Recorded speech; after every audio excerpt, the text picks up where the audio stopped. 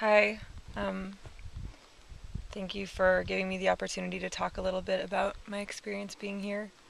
I, first of all, want to say that it's a huge honor to be on this land that is traditional Autumn land, um, with someone whose family is not from this continent, let alone this part of this continent. Um, I think what I end up thinking about a lot when I'm given the opportunity to listen to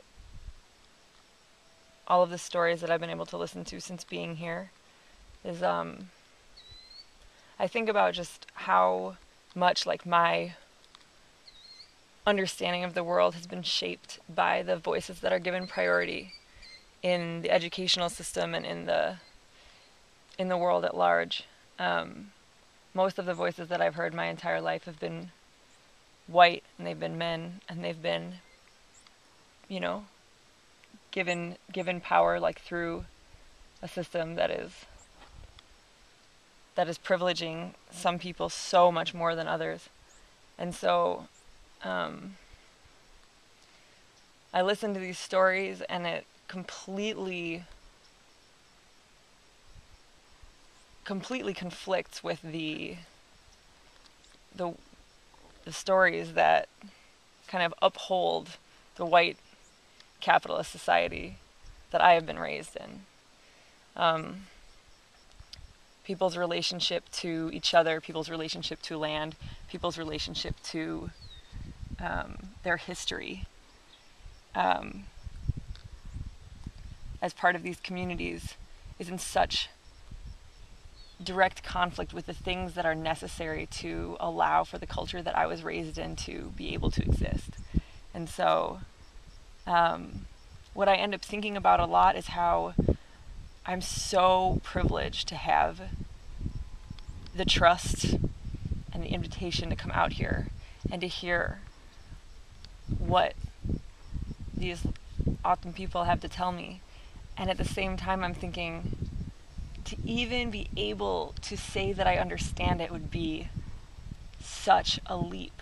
It's so impossible for me to even be that arrogant to say that I could even understand. I could even understand the suffering. I could even understand the oppression. I could even understand the insult that the culture that I am a part of has posed to the traditions of the Autumn people. And so I then end up thinking about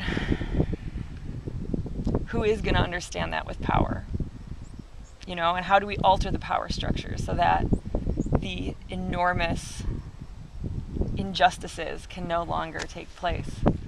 And I find myself kind of throwing my hands up because the people in power are coming from a place where they're never, ever, ever going to be able to understand what it feels like to be indigenous. Just like I have no ability to understand what it feels like to be indigenous to this land and have the land treated so barbarically and have people treated so barbarically. And so that's the main thing on my mind right now, is that I don't know how much true understanding can even take place. And I think that it's sort of a problem of like this white culture that people feel so entitled to even be taught and to even understand. And I think at some point we have to put our hands up and say, it's not accessible to me. I have been taught to think like a machine. And so, like certain aspects of different cultures aren't going to be accessible to me, and I'm never going to understand them, and I don't need to, because what's being done is horrific, and what has been done is horrific, and I just need to like figure out what I can do, if there's anything that I can do to sort of try to undermine the power structure that allows me to have the life that I have, and that continues to perpetuate a situation where people living on this land are continuously stripped of all of their rights. And I'm amazed at the strength of the people that I've been around, the Autumn people who have been so kind to share their stories with me. I'm amazed by it, but I don't think it's enough to just hear those stories and to move on like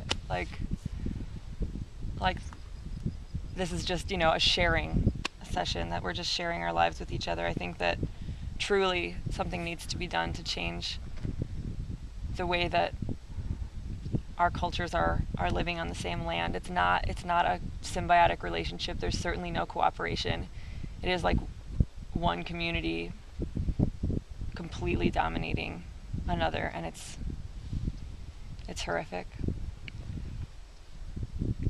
Thank you. Thank you.